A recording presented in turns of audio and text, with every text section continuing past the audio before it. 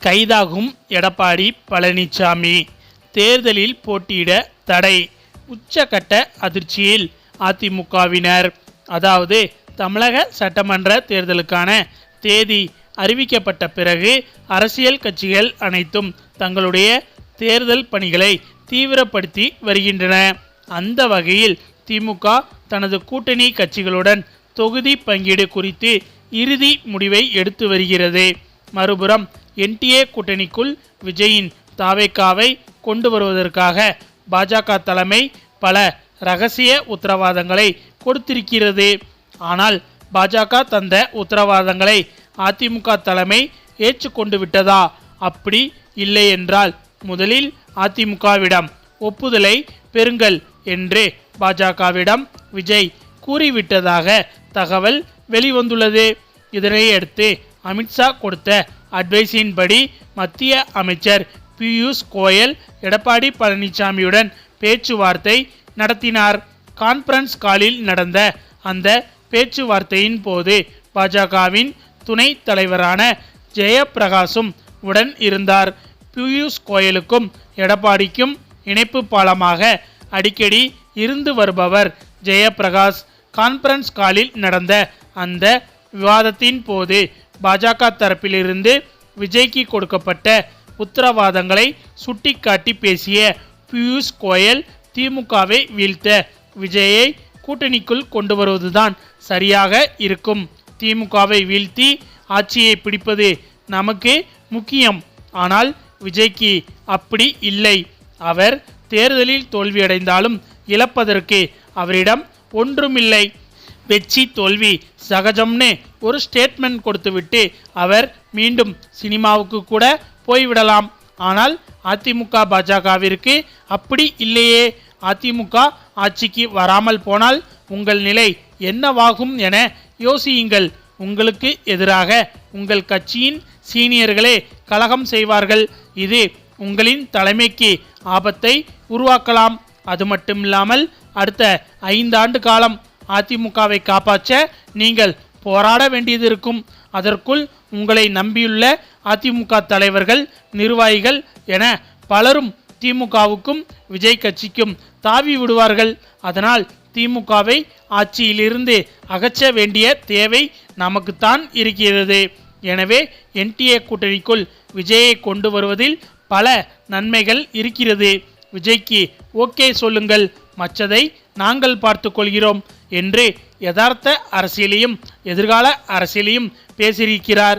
அதற்கு எடப்பாடி பழனிசாமியும் விஜயை கூட்டணியில் சேர்க்க எனக்கு சம்மதம்தான். ஆனால் அவர் சொல்லும் நிபந்தனைகளை என்னால் ஏற்க முடியாது. திமுக போட்டியிடும் தொகுதிகளுக்கு இணையாக அதிமுக போட்டியிடும்.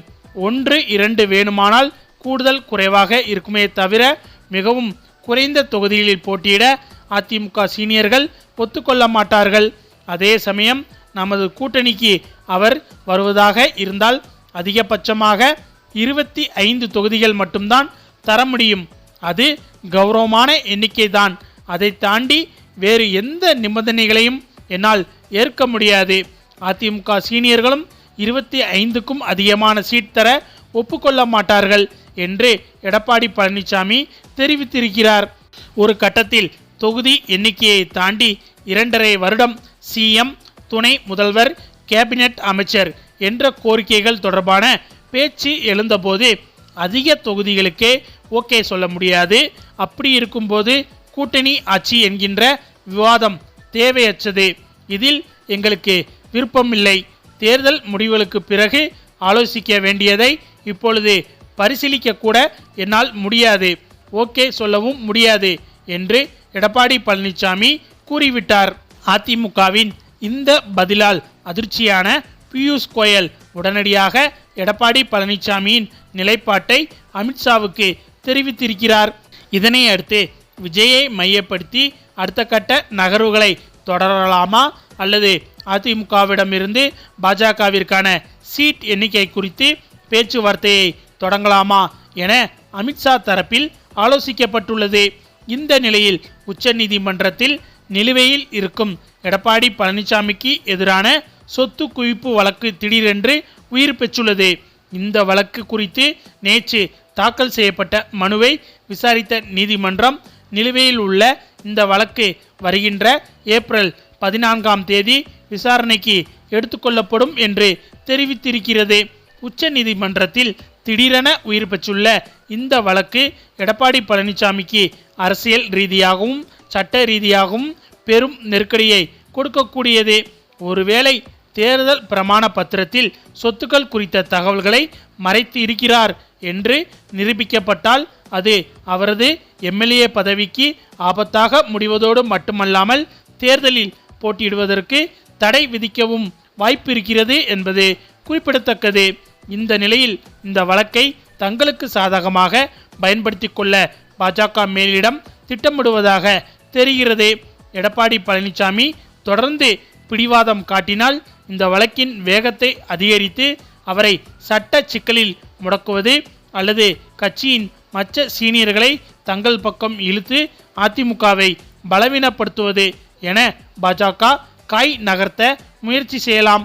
பாஜகவின் இந்த செக் எடப்பாடியை பணிய வைக்குமா அல்லது அவர் சட்ட போராட்டத்தின் மூலம் மீண்டு வருவாரா என்பதை பொறுத்திருந்துதான் பார்க்க வேண்டும்.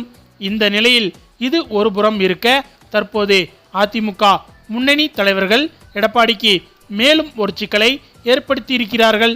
சி.வி. சண்முகம் ஒருபுறம் நயன்தாராவை பற்றி பேச, மறுபுறம் திண்டுக்கல் சீனிவாசன் சேலைகளை பொம்பளைக்கு கொடுத்துள்ளார்கள், பாவடையெல்லாம் கொடுக்கவில்லை என்று அவரும் கீழ்த்தரமாக பேசியது அனைவரையும் முகம் சுளிக்க வைத்துள்ளது என்பது குறிப்பிடத்தக்கது.